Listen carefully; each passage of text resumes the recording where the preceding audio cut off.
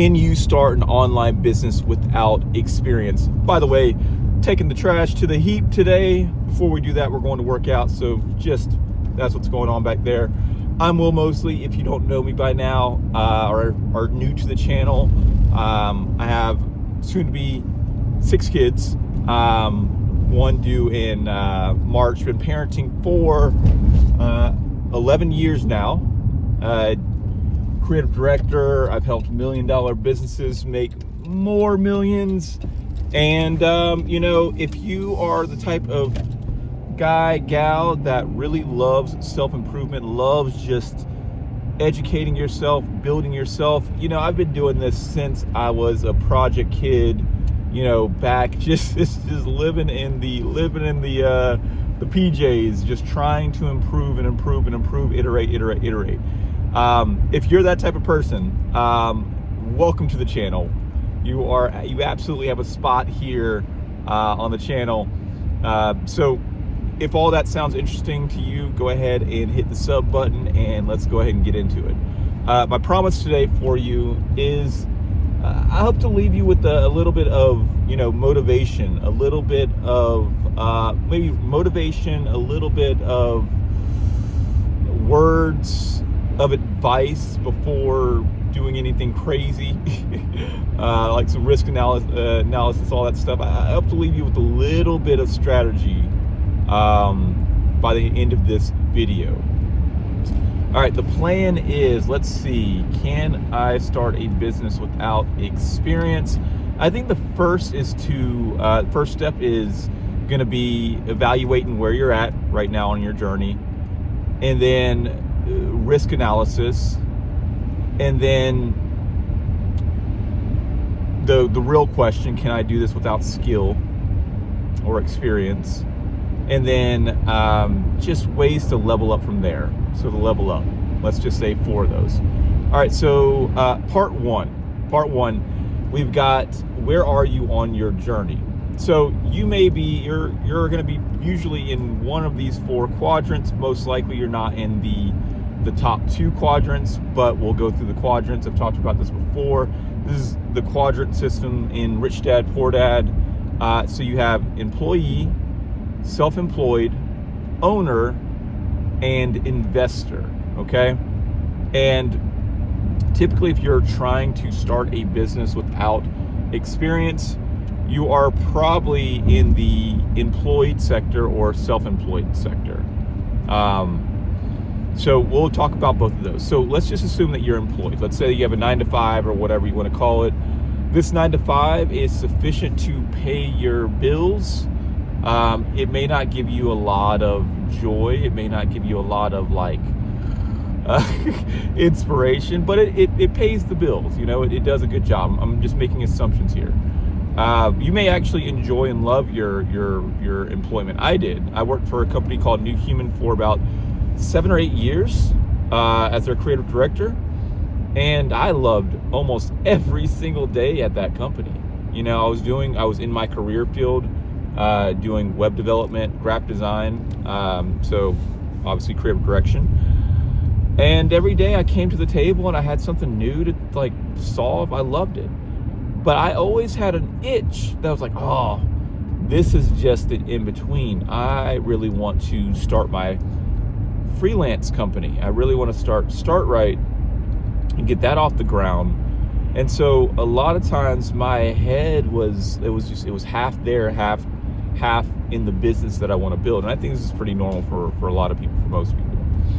So you may be employed or you may be self-employed. Self-employed, you're typically probably going to be, you know, like Uber or DoorDash or Walmart Spark or Amazon Flex or any sort of contract work. That would be self-employed. Now, you may be self-employed in a more of a stricter sense of you pretty much work for a contractor, like someone that contracts out work to you, I guess I should say. Because being like self-employed by yourself and you're going to hunt for the leads and going to get the stuff, that's a little bit different.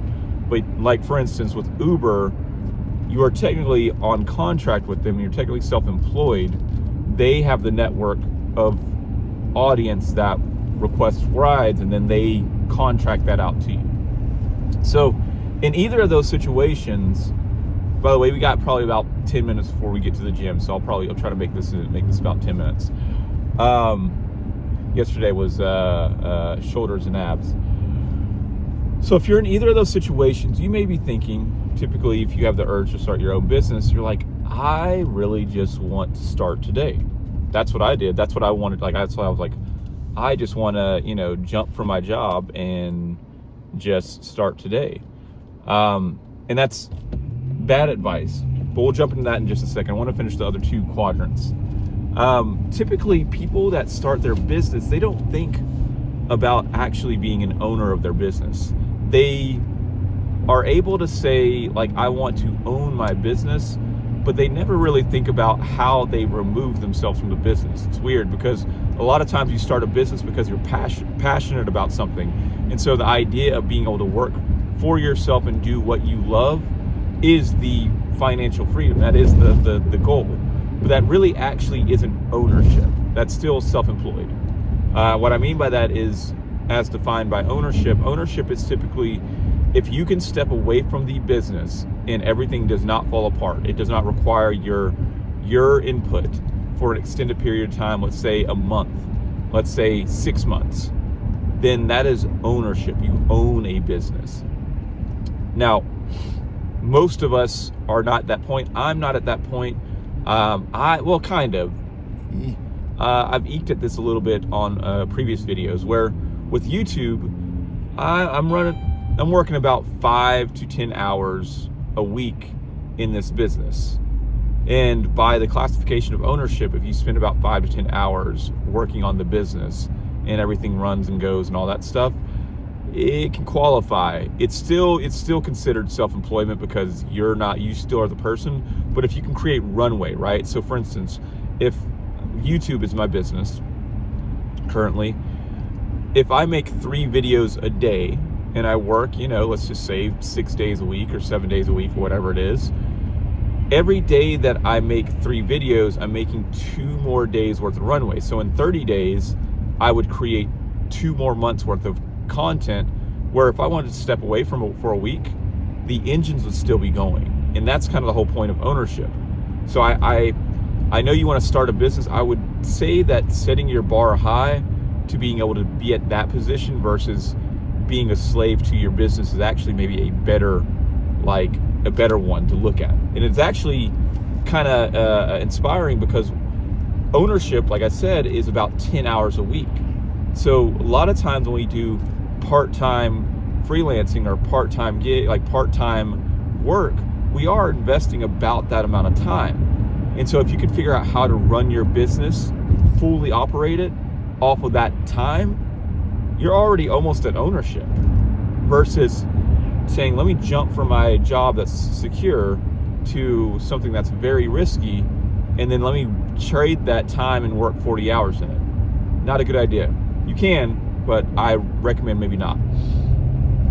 Investor is pretty much you're investing in businesses, or investing, you can go to the stock market or whatever and invest in the S&P 500. You're pretty much using your money, your capital, and investing that in other people's businesses in exchange for possibly a return on your money, usually about 10%.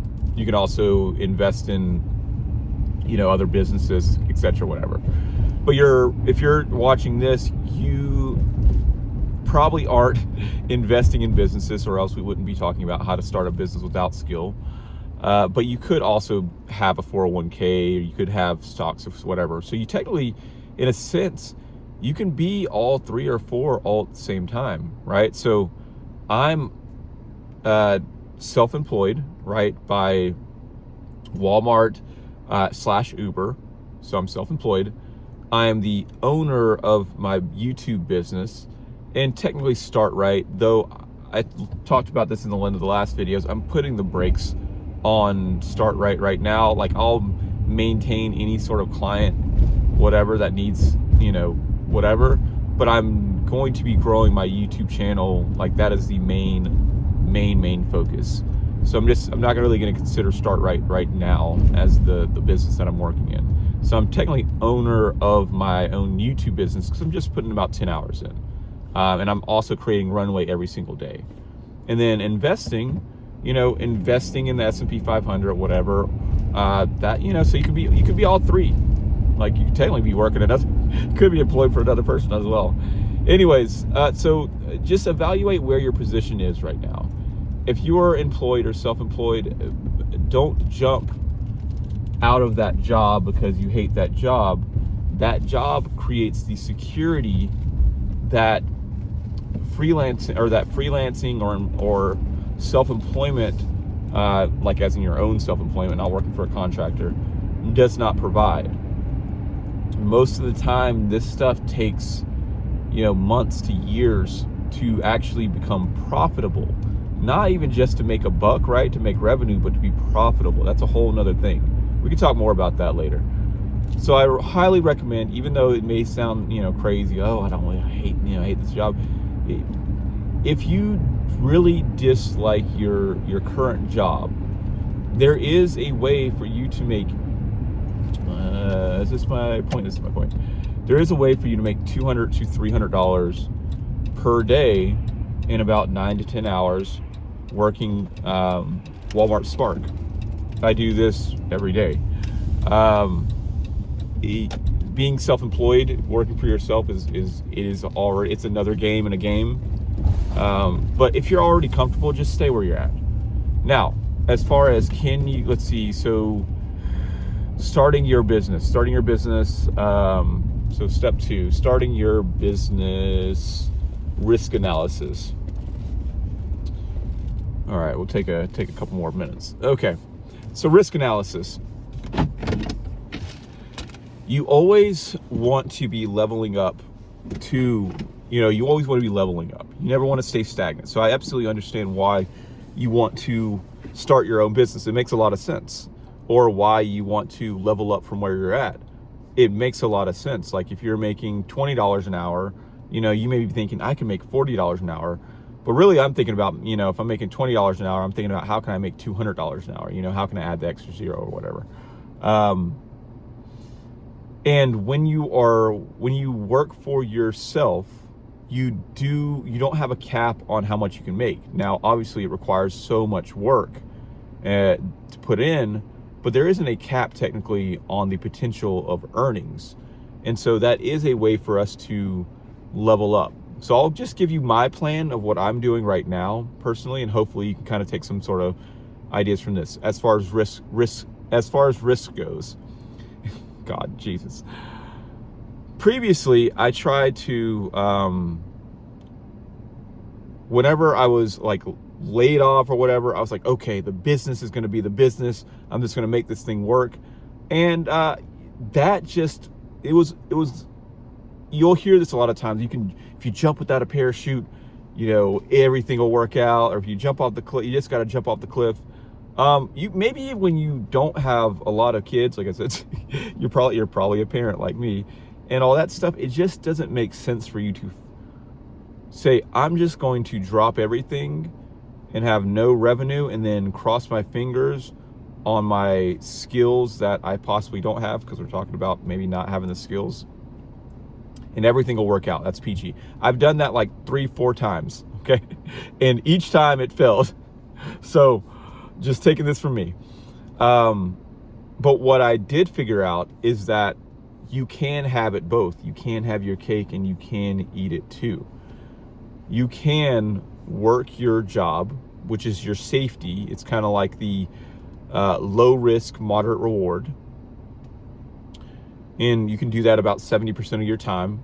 So let's just say that you're working, or you can do this 80% of the time. Let's just make it 80% of the time, 80-20. You work your job 8 hours a day, okay? And then you spend 2 hours doing high risk, high reward stuff, which is what a business is. A business is high risk. 90-something% of businesses fail. So it's high risk, but it is high reward. So you cover both your bases. So now your wife's not like, what the fuck are you doing, Joe? Like, we're going to lose the house. You're covering your base, working your regular job, and then you allocate, and you may need to figure out how to buy these 2 hours back because you may have allocated these elsewhere. but you have 2 hours a day that you work on your business. Now, as far as businesses go, I'm going to say for people that feel as though they don't have the skill set to operate a business, you would definitely have skills. You have skills to, you work a job, you do something that you probably are an expert at. So you have skills. You just may not be skilled at ownership of a business or operations of a business. And so with that, the best business I think you could start today is YouTube. I promise this is not like some setup to be like, oh my God, YouTube's the best. It just, logically, it actually makes a lot of sense. So most times when you are trying to operate or start a business, a service business, product business, which in the last video, we talked about that in picking our niche, it's very hard to, one, build a really good product, two, get the people that actually love it for testimonials, and then bring a horde of people to it. It's just a lot. You'll know what I'm talking about. If you go back to the other video, I talked a lot about that. But what is actually a really nice system is something that you care about, right? You find something that you really are passionate about, right? For me, I'm parenting, business, self-development. So if this was a Venn diagram, parenting, business, self-development, that's where we would be. And that's what I want to talk about every single day, because I'm just growing and it excites me and all this stuff. Now, there are other people like you that you're maybe one step ahead of them, in whatever it is that you pick. And you can just continue to help give them motivation. It doesn't mean that you have to have all the expertise. It means that you have an opinion on something. And most times we just want to be reminded, not get completely new information every single time. Alex from Mosley talks about this, and I agree with this. It's the same reason why you put the same gym playlist on at the gym or whatever. You're just like, oh man, it's going to motivate me. You've heard it a million times, and you're like, okay, I'm in the mode now. Let's go. And that you could be that person, that YouTuber that does that for somebody else. Now, growth compounds with YouTube. It just skyrockets. It goes up and up and up. If you learn how to operate and create shorts. The easiest way I'd tell you that I'm doing it personally for me is I make a long form video that's 10 to 20 to maybe 30 minutes, depending on, like I'm ranting right now. Then I take that video, upload it to YouTube.